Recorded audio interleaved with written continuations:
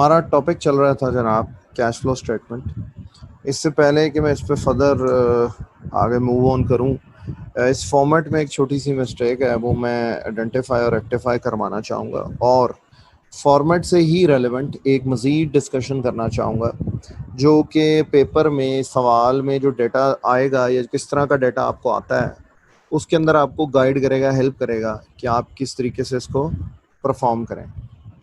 जो मिस्टेक हुई है मेरे से यहाँ पर वो ये थी कि जनाब ये प्रॉफिट बिफोर टैक्स के और डेप्रिसिएशन और ये सारा जो profit and loss and disposal की एडजस्टमेंट मैंने नॉन कैश आइटम्स की यहाँ पर इंटरेस्ट की भी एडजस्टमेंट होनी थी। एक मैं एडजस्टमेंट एक मिनट आपके साथ शेयर कर लूँ। वो एडजस्टमेंट यूँ थी कि जनाब profit before tax plus interest plus depreciation और प्लस या माइनस लॉस या प्रॉफिट ऑन डिस्पोजल। तो लॉस होगा तो वो ऐड होगा, प्रॉफिट होगा तो वो लेस होगा as non cash income and expense. ये एक तो चेंज थी यहाँ पर फॉर्मेट में। ये छोटी सी मिस्टेक है क्योंकि अगर आप यहाँ पर इंटरेस्ट ऐड नहीं करेंगे तो आपका आंसर टैली नहीं होगा। वो जो मैंने कहा था कि एंड में ओपनिंग और क्लोजिंग बैलेंसेस टैली होने।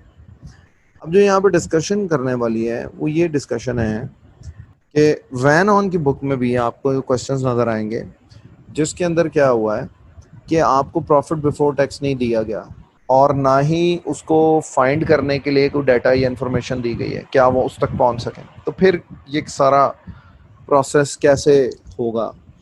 तो ये जो ऑपरेटिंग एक्टिविटीज़ का स्टार्ट है ना, इसको 3 वेरिएशंस के साथ डिस्कस किया जा सकता है।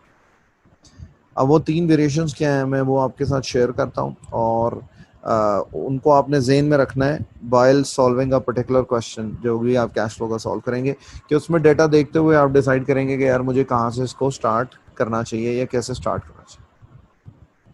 अब मैं कंपेयर करता हूँ कि कौन सा प्रॉफिट से अगर आप ये फॉर्मेट स्टार्ट करेंगे तो क्या चेंज आएगा। बाकी जो पोर्शन है ये adjustment of working capital changes का या वर्किंग कैपिटल एडजस्टमेंट्स का, इसमें कोई तब्दीली नहीं होगी।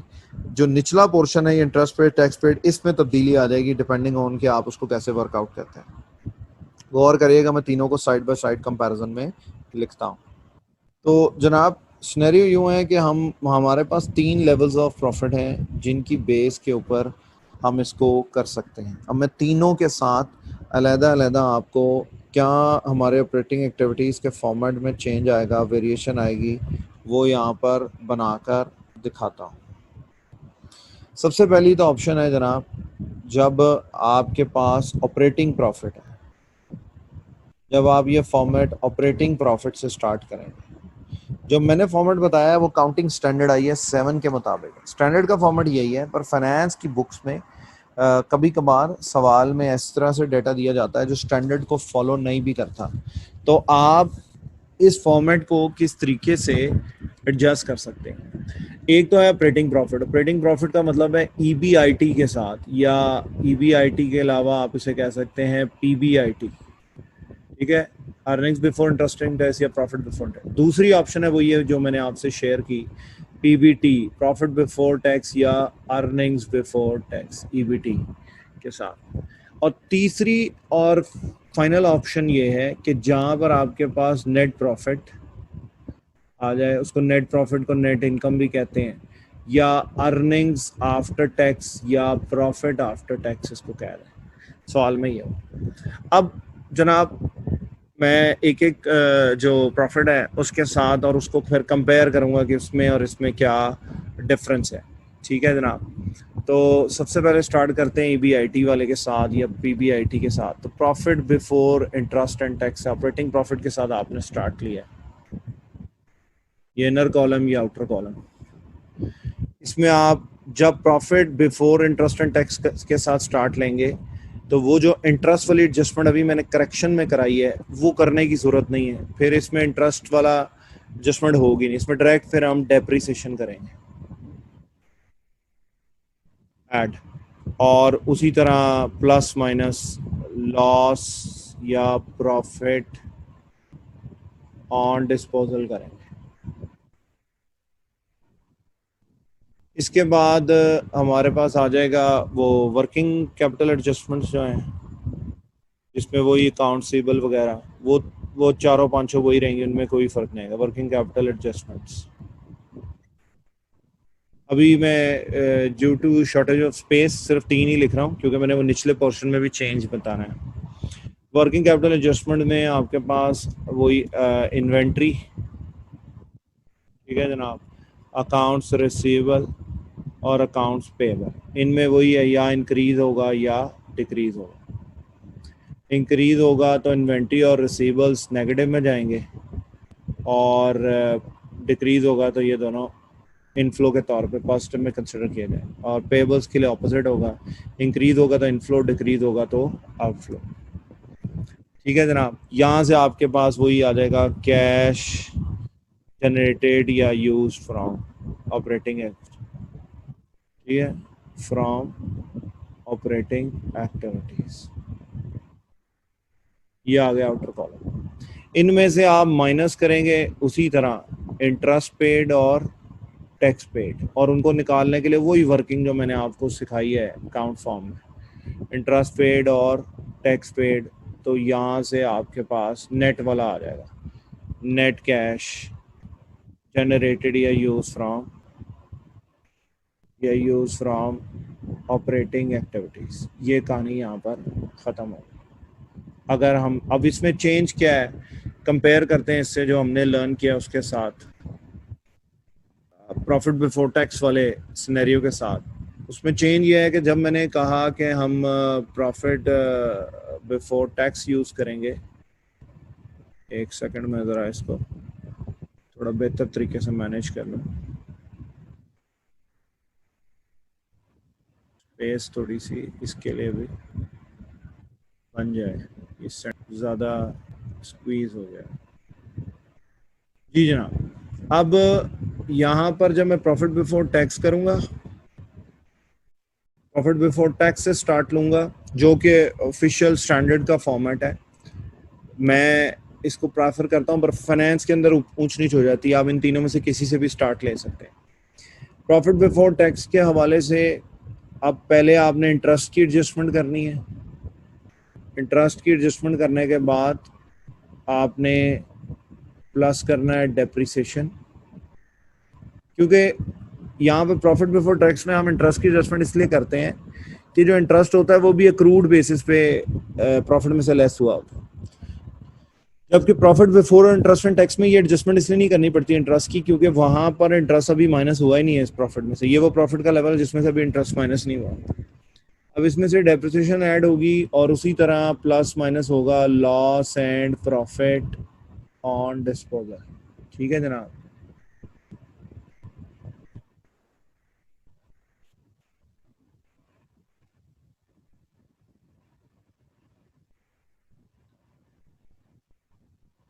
इसके आगे हमारे पास है वर्किंग कैपिटल की एडजस्टमेंट। इसी तरह वर्किंग कैपिटल की एडजस्टमेंट, ठीक है जनाब। वर्किंग कैपिटल की एडजस्टमेंट में हमारे पास इसी तरह है जनाब, इन्वेंट्री है, उसमें या तो इंक्रीज है या डिक्रीज है। इंक्रीज है तो वो आउटफ्लो, और डिक्रीज है तो वो इनफ्लो। अकाउंट्स रिसीवेबल, उसमें भी इसी तरह इंक्रीज डिक्रीज है। अकाउंट्स पेबल, उसमें भी इसी तरह इंक्रीज डिक्रीज है। वो सारा सिनेरियो वही है जो मैं कई दफ़ा पीछे रिपीट कर चुका हूँ। अब डिफरेंस कहाँ आना है इसमें, वो सिर्फ ये इंटरेस्ट वाले पोर्शन में आना था इसके मुकाबले में, पीबीआईटी के मुकाबले, वो मैंने कर दिया। अब इसको मुकम्मल करते हैं। Cash generated from operating activities, ये आ जाएगा आउटर कॉलम। इसमें से माइनस होगा जनाब इंटरेस्ट पेड, माइनस होगा जनाब टैक्स पेड।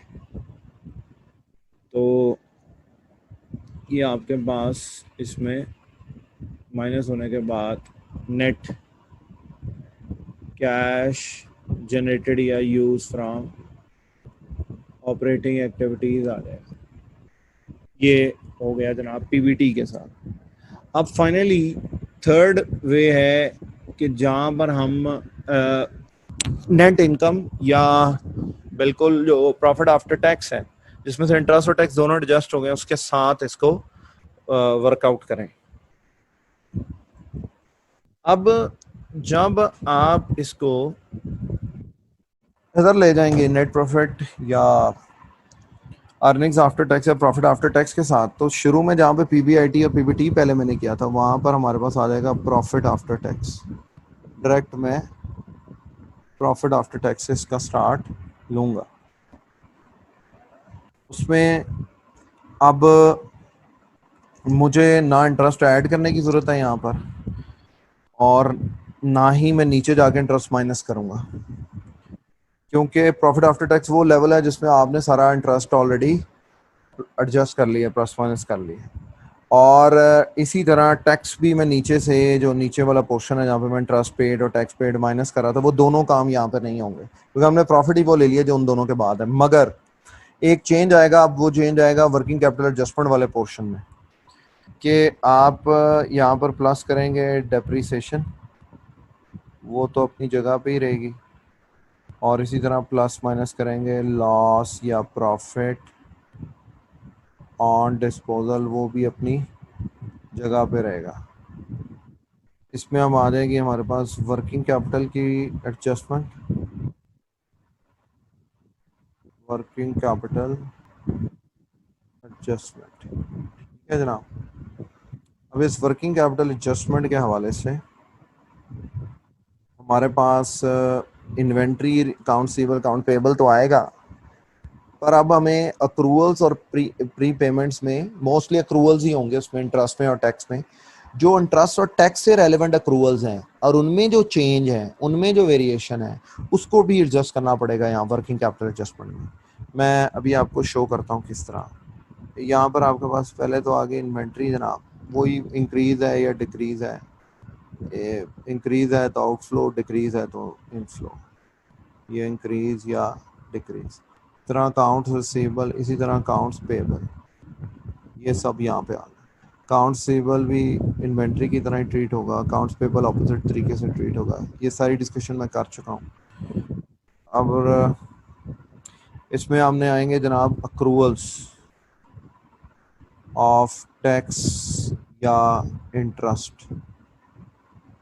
कोई बात है, अगर इनमें इंक्रीज हुआ तो इनको इनफ्लो ट्रीट किया जाएगा, और अगर इनमें डिक्रीज हुआ तो इनको आउटफ्लो ट्रीट किया जाएगा। अब ये अक्रूवल्स जो इंटरेस्ट और टैक्स के हैं ना, ये पहले भी हम एडजस्ट करते थे, पर पहले हम वर्किंग कैपिटल में यहाँ पर नहीं एडजस्ट करते थे। पहले हम वर्किंग में, वो जो वर्किंग वन मैंने हवाला दिया था इनको कैलकुलेट करने के लिए, वो जो अकाउंट बनाया था मैंने, आपने देखा उसमें मैंने ओपनिंग अक्रूवल और क्लोजिंग अक्रूवल लिया था।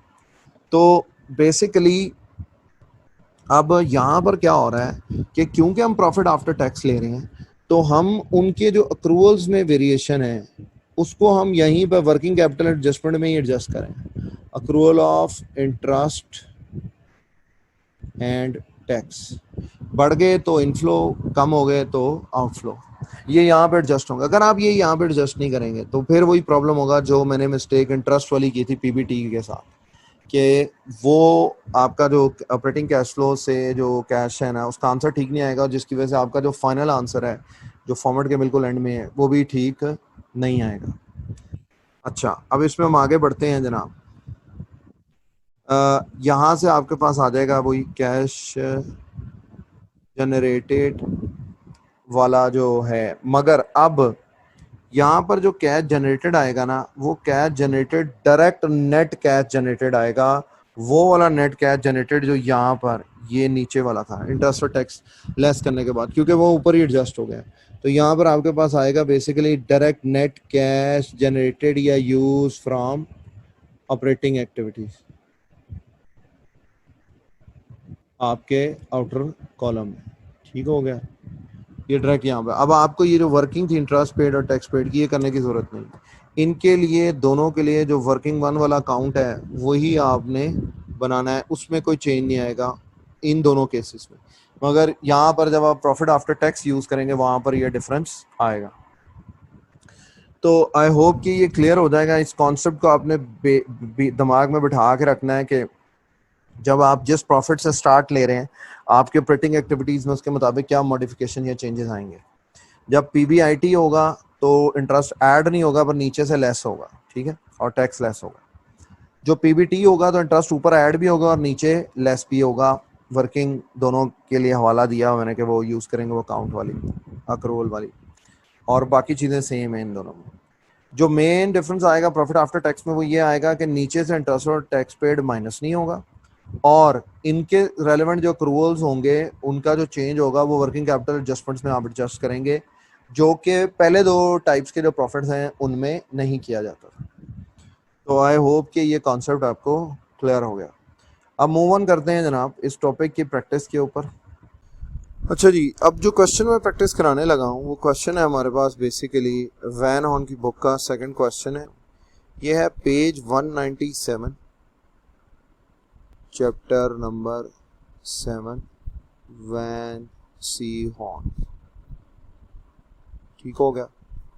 अब जनाब इसके हवाले से सबसे पहले वही बात कि सबसे पहले हमें स्टार्ट करना है बिजनेस के नेम से, स्टेटमेंट के नेम से, और पीरियड जो है उसका उससे रेफरेंस करना है। तो बिजनेस का नेम है यहाँ पर कैश फ्लो स्टेटमेंट के लिए स्वोबोडा कॉरपोरेशन।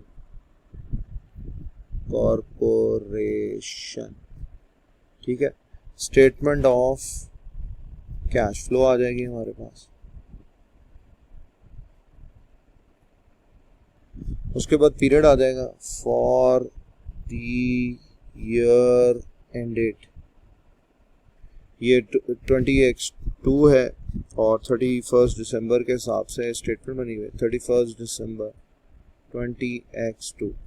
यहाँ पर हमारे पास आ जाएगा जनाब कॉलम 1 और यहाँ पर आ जाएगा कॉलम 2, और सबसे पहला जो मेन हेड है हमारा वो आ जाएगा जनाब ऑपरेटिंग एक्टिविटीज।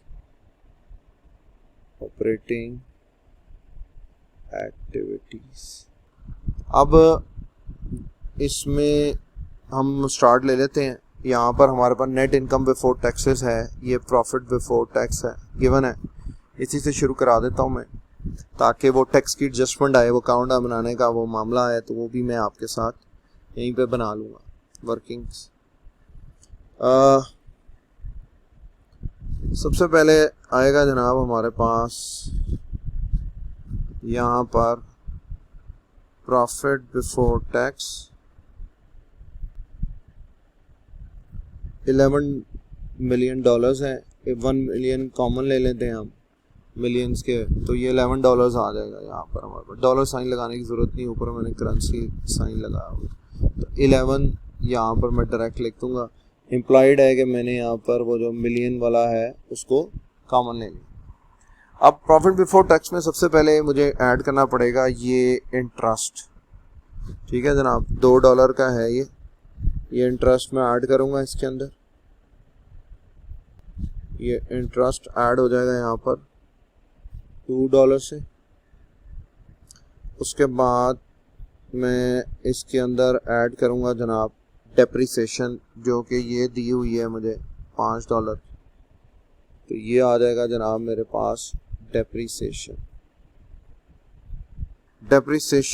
$5 की आ गई। तो ये तो हो गया हमारे वो जो नॉन कैश बेस एक्सपेंसेस की एडजस्टमेंट्स होगी। अब इसमें कोई प्रॉफिट या लॉस ऑन डिस्पोजल नहीं है, कोई एडजस्टमेंट नीचे नहीं दी हुई कि कोई एसेट सेल हुआ है कि उसके लिए प्रॉफिट या लॉस ऑन डिस्पोजल निकालना पड़े।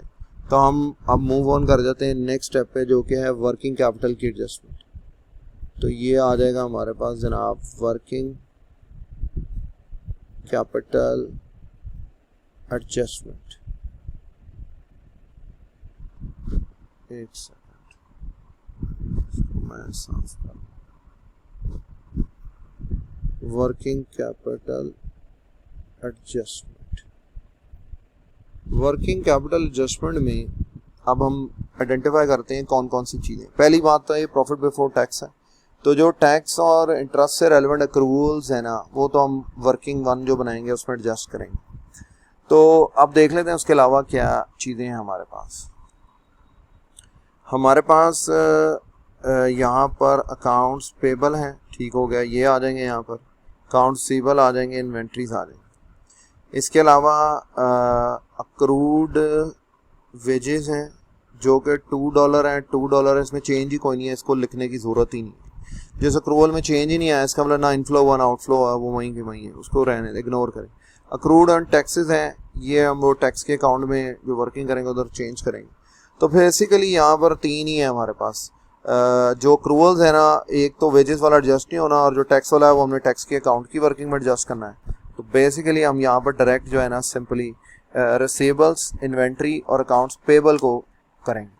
अब इसको करने का तरीका वही है जो मैंने लास्ट लेक्चर में आपसे शेयर किया था कि आप चेंज देखें बैलेंस में। अब ये 20x1 जो है ना, ये आपका ओपनिंग बैलेंस है, और 20x2 ये आपका क्लोजिंग बैलेंस है, ठीक है। अगर पिछले साल से अगले साल में बढ़ गया बैलेंस तो इंक्रीज हो गया वर्किंग कैपिटल में, अगर कम हो गया तो डिक्रीज हो गया वर्किंग कैपिटल, ठीक है जनाब।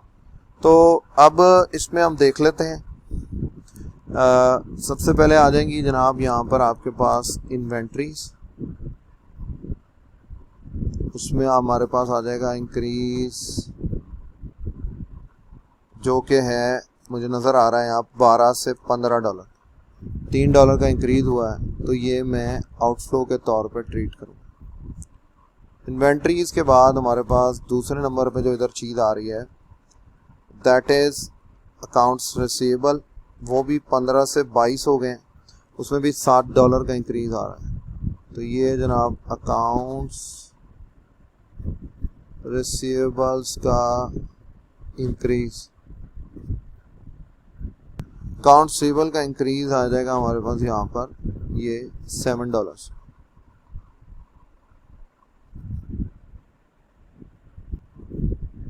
ये आ जाएगा $7। इसके बाद जनाब अकाउंट रिसीवेबल के बाद अकाउंट्स पेबल आ जाएंगे, उनमें भी इंक्रीज आया $5 से $8 का। तो ये आ गया जनाब हमारे पास अकाउंट्स पेबल्स का इंक्रीज, $3 का इंक्रीज है, 5 से 8, ये इनफ्लो हो गया $3 का। अब इसके अलावा और कोई एडजस्टमेंट यहाँ होती नज़र नहीं आ रही। अब इसकी बेस पर हम पहला जो हमारा वो कैश जनरेशन है वो देख लेते हैं। 11 का प्रॉफिट बिफोर टैक्स, 2 का इंटरेस्ट, 13, 5 जमा किए 18 हो गया। ये 18 में से 3 निकले 15, 7 निकले 8, 8 में 3 जमा किए 11 आ गया जनाब दोबारा हमारे पास आंसर। ये 11 का पॉजिटिव आंसर है, तो हम कहेंगे जनाब cash generated from operating activities, ठीक हो गया। अब इसमें हमने इंटरेस्ट और टैक्स की एडजस्टमेंट करनी, इंटरेस्ट और टैक्स की एडजस्टमेंट कर लेते हैं जनाब। अब उसके लिए पहले वर्किंग कर लेते हैं। इंटरेस्ट की अगर मैं बात करूं, ये $2 का यहाँ पर था हमारे पास, किसी किस्म का कोई अक्रूवल इसका नहीं है, इसका मतलब है $2 ही अक्रू हुआ है, $2 ही हमने पे कर दिया है। तो टैक्स तो सीधा सीधा हिसाब आ जाएगा यहाँ पर, माइनस इंटरेस्ट पेड जो है उसका जो रकम है वो $2 आ जाएगा। अब जब हम जाएंगे ना टैक्स पेड में, उसकी वर्किंग करनी पड़ेगी क्योंकि उससे एसोसिएटेड अक्रूवल्स हैं, ये अक्रूवल्स ऑफ टैक्सेस हैं, ये 3 और 5 का ओपनिंग क्लोजिंग है। इसके लिए मैं रेफरेंस दे देता हूँ, ये वर्किंग नंबर 1 है। अब इसकी वर्किंग बना लेते हैं, यहाँ पर रेफरेंस दे देते हैं, ये आ गई हमारे पास वर्किंग 1। ये टैक्स का अकाउंट मैंने बना लिया जनाब, टैक्स का टी अकाउंट बना लिया मैंने। टैक्स के टी अकाउंट में ओपनिंग अक्रूड है 20x1 का 3, ठीक है। उसके बाद क्लोजिंग अक्रूड है 5 20x2 का। उसके बाद जो यहाँ पर टैक्स पेड है वो $4 का है, इनकम स्टेटमेंट का चार्ज आ गया $4 का। तो इस अकाउंट का जो टोटल नज़र आ रहा है ना हमें, वो आ रहा है $60, और इधर $5 है। तो ये जो $2 का डिफरेंस है ना इस साइड पे, ये है जनाब कैश पेड वाला अमाउंट, ये टैक्स का कैश पेड वाला अमाउंट। सिमिलरली अगर इंटरेस्ट के हवाले से भी ये वर्किंग आपको करनी पड़े तो आप इसी तरह अकाउंट बनाकर ये वर्किंग कर सकते हैं। और इंटरेस्ट की भी जो कैश पेड की अमाउंट है वो निकाल सकते हैं। वो हमें यहाँ ज़रूरत ही नहीं पड़ी क्योंकि कोई एक्रूवल नहीं था, जितना इंटरेस्ट इनकम स्टेटमेंट में था उतना ही पे हुआ है इसका मतलब, क्योंकि कोई उसमें वेरिएशन नहीं, चेंज नहीं। तो ये टैक्स की वर्किंग का हवाला यहाँ पर उठा के हम लिख लेंगे, ये $2 का आउटफ्लो हो गया ये भी हमारे पास। अब आते हैं क्वेश्चन की तरफ वापस। अब फाइनली जनाब मेरी ऑपरेटिंग एक्टिविटीज़ जो हैं वो मुकम्मल हो गई हैं अपने आप। तो यहाँ पर जो पहला लेवल पर आपके पास यहाँ पर आएगा ना, वो ये आएगा जनाब कि नेट कैश जनरेटेड, क्योंकि 11 - 2 9 - 2 7 positive he answer. Net cash generated from operating activities, और ये आपके पास आउटर कॉलम में 7 आ जाएगा ना, ये 7 आ गया हमारे पास। अब हम अपनी नेक्स्ट जो लेवल ऑफ एक्टिविटीज़ हैं उसकी तरफ मूव करते हैं, जो कि इन्वेस्टिंग एक्टिविटीज़। अब इन्वेस्टिंग एक्टिविटीज़ में दो ही चीज़ें, या एसेट ख़रीदे जाएंगे या बेचे जाएंगे। तो हमें यहाँ पर फिक्स एसेट्स के अंदर अगर हम अकाउंट में जाएं तो यहाँ नेट का लफ्ज़ इस्तेमाल हुआ है। तो वो मैंने वर्किंग 2 में हवाला दिया था, जब नेट का इस्तेमाल होगा तो वो नेट वाला अकाउंट बनाना है, उसमें वो डेप्रिसिएशन की एडजस्टमेंट करनी है फिक्स एसेट में, तो वही हम यहाँ कर लेंगे। अब यहाँ पर हमें बड़ा क्लियरली नज़र आ रहा है कि 50 से 55 हो गया है काम, यानी नेट एसेट्स में डेप्रिसिएशन चार्ज होने के बावजूद अगले साल में एसेट्स का बैलेंस कम नहीं हुआ, बढ़ गया। ये इस बात का इंडिकेटर है कि यहाँ पर कोई ना कोई फिक्स एसेट नया परचेज हुआ है। तो इसका मतलब है इसकी वर्किंग होगी परचेज ऑफ फिक्स एसेट्स की, वो मैं अभी बनाता हूँ। एक और चीज़ है यहाँ पर, जो अदर एसेट्स हैं इनमें हमें यहाँ पे नज़र आ रहा है 8 से 5 हो गया काम, ये कम हो गए हैं, इसका मतलब ये सेल हुए हैं। तो दोनों काम हो गए हैं यहाँ पर, सेल भी हो गया है, परचेज भी हो गया है एसेट्स का। तो अब हम यहाँ पर जो दूसरा हेड है इन्वेस्टिंग एक्टिविटीज़ का, वो बना लेते हैं इन्वेस्टिंग एक्टिविटीज़। और इन्वेस्टिंग एक्टिविटीज़ में हम रिकॉर्ड करते हैं जनाब, दो चीज़ें होंगी। एक तो होगा यहाँ पर परचेज ऑफ फिक्स एसेट्स या नॉन करंट एसेट्स जिसको आप कह लें, और इसका रेफरेंस आएगा वर्किंग नंबर 2 का, ठीक है, वो मैं बनाता हूँ। और दूसरी तरफ हमारे पास है सेल ऑफ अदर एसेट्स या sale proceeds of other assets, ये भी टर्म यूज़ की जाती है, ठीक है। इसके लिए वर्किंग करने की ज़रूरत नहीं है, सिंपल 8 में से 5 निकल गया, 3 रह गया, तो ये हमारे पास यहाँ पर 3 आ जाएगा। ये जो वर्किंग नंबर 2 है ये मैं करता हूँ, यहाँ पर अकाउंट बनाते हैं जनाब हम। यहाँ पर एक वर्किंग 2 का फिक्स एसेट्स का नेट अकाउंट बना लेते हैं, नेट फिक्स एसेट्स का अकाउंट आ जाएगा। तो जनाब ओपनिंग क्लोजिंग बैलेंस उठा लेंगे वहाँ से। 20x1 का 50 का बैलेंस है, ये ओपनिंग बैलेंस आ जाएगा यहाँ पर 50 का, ये ओपनिंग बैलेंस आ गया, ब्रॉट डाउन जिसको कहते हैं। और क्लोजिंग जो है वो $55 है, ये आपका कैरी डाउन क्लोजिंग बैलेंस आ गया। डिस्पोजल इसमें नहीं हुआ, वो अदर एसेट्स में हुआ, उसको हमने तो डील कर दिया है क्योंकि उसने कोई एडजस्टमेंट नहीं दी, कोई जिक्र नहीं हुआ। तो हम अज्यूम करें डिस्पोजल 0 है। डेप्रिसिएशन यहाँ पुट कर लेते हैं हम, क्योंकि ये नेट वाला अकाउंट है, तो डेप्रिसिएशन यहाँ पर 5 आ जाएगा। और जो इन दोनों का बैलेंसिंग फिगर का डिफरेंस है, जो कि बड़ा क्लियरली हमें नज़र आ रहा है कि यहाँ पर टोटल 60 है और यहाँ पर 50 है।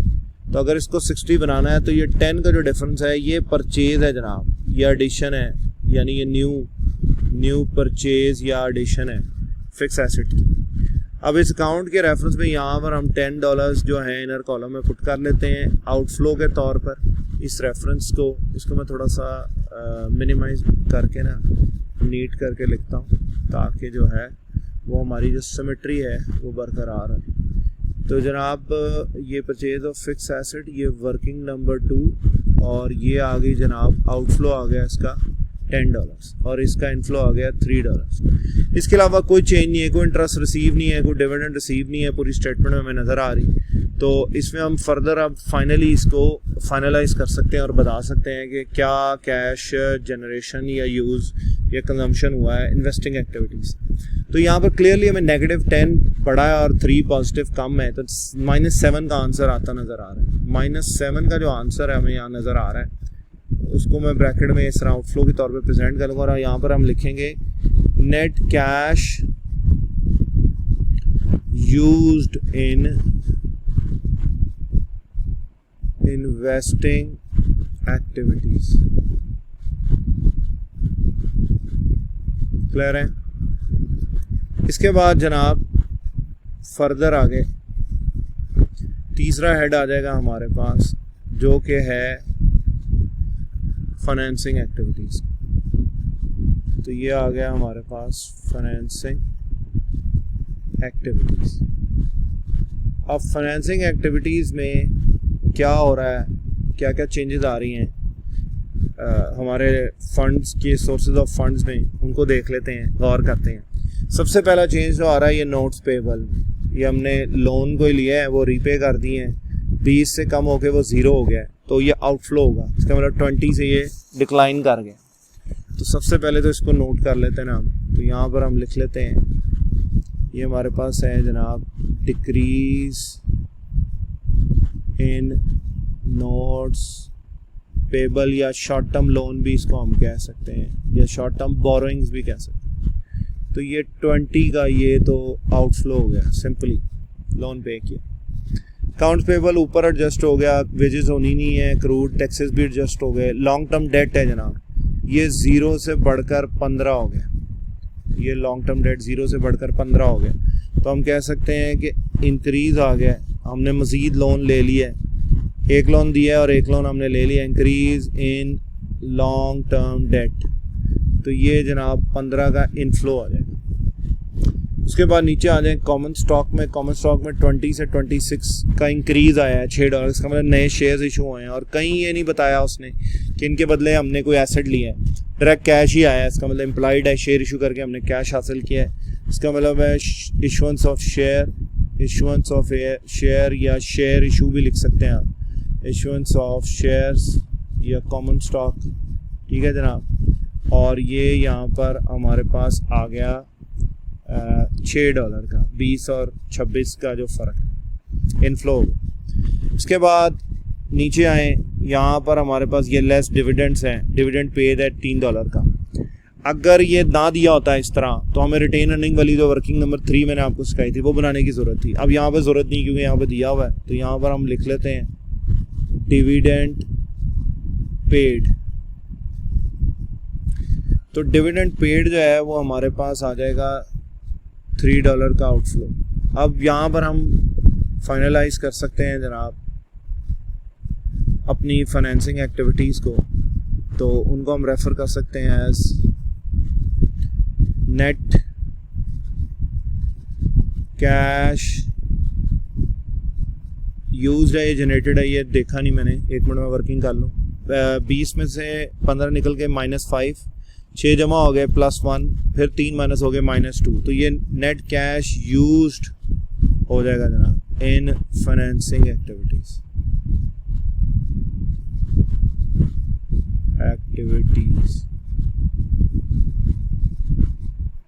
तो ये हमारे पास आ जाएंगे यहाँ पर 2 का आउटफ्लो। अब 7 और ये 2, तो बड़ा क्लियरली जो मुझे नज़र आ रहा है ना, वो ये नज़र आ रहा है कि टोटल ओवरऑल एक्टिविटी हमारी नेगेटिव में है, क्योंकि 7 + 7 -0 हो गया और -2 हमारे पास आ गया। तो हमारे पास यहाँ पर नेट डिक्रीज इन आ जाएंगे जनाब। फाइनली जो इनका तीनों एक्टिविटीज़ का जो फाइनल आंसर है वो आ जाएगा net decrease in cash and cash equivalents. ये $2 का माइनस आया। अब इसमें हमने ओपनिंग ऐड करना है, तो अगर ओपनिंग बैलेंस हमारा टैली हो गया, ओपनिंग बैलेंस ऑफ कैश है, इस सवाल में कैश इक्विवेलेंट्स है ही नहीं, ये देख सकते हैं हम, यहाँ कैश है, कोई बैंक या मार्केट में सिक्योरिटीज है ही नहीं। तो ये ओपनिंग बैलेंस था 2020x1 में 5 था, ये 5 आ गया, ठीक हो गया। और ये बराबर आना चाहिए, इक्वल आना चाहिए किसके, क्लोजिंग बैलेंस के। तो -2 + 5 के बाद नेट रिजल्ट +3 बचता है, तो ये किसके बराबर है, क्लोजिंग बैलेंस ऑफ कैश के। और ये हम देख भी सकते हैं कि ये 5 से 3 हो गया, तो ये जो $2 का बीच में चेंज था वो नेगेटिव में था, वो आ गया नेट। अब एक एग्जाम टिप देने लगा हूँ, बहुत अहम।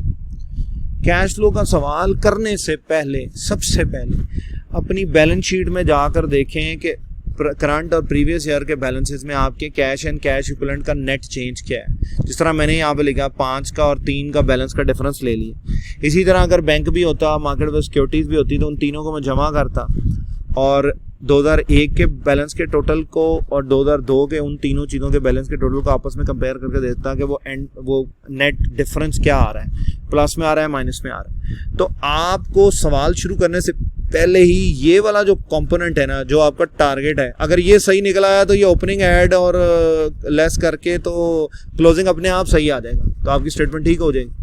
तो ये आपको मिल जाएगा आंसर, आपको पता होगा ये मेरा टारगेट है। तो फिर उससे ये होता है कि अगर किसी एक्टिविटी में आपने कोई गलती की है, कोई चेक करने में मिस्टेक होगी आपसे, कोई कैश फ्लो एडजस्ट होने में गलती होगी है, तो वो आपको यहाँ पर पहुँचते हुए फ़ौरन पता चल जाएगा कि यार मैंने प्लस माइनस कहीं पीछे ठीक नहीं किया, या कोई एडजस्टमेंट होनी थी वो मैंने नहीं की, तो आप इसको सही कर लें। अब जनाब आपका होमवर्क है, जनाब होमवर्क है 2 सवाल सिर्फ। एक सेल्फ करेक्शन प्रॉब्लम है 1 और प्रॉब्लम 3 है, ठीक है जनाब। चैप्टर नंबर 7 वैन सी हॉर्न में, ठीक है जनाब। तो ये आपने करना है, और अगर कोई मसला मसाइल होगा तो आपने मेरे साथ डिस्कस करना है। और ये कैश फ्लो कंप्लीट हो गया, इसकी यही प्रैक्टिस है, इस बुक में इतनी ही प्रैक्टिस है, इसके अलावा इसकी कोई प्रैक्टिस इस बुक में नहीं है। तो आप इसके अलावा FM के जो 5 पेपर्स हैं उनमें से इसकी प्रैक्टिस कर सकते हैं, ठीक है। होपफुली जो है वो मैनेज हो जाएगा, ये सारे कॉन्सेप्ट, ये सारी नॉलेज लेने के बाद। So thank you for listening.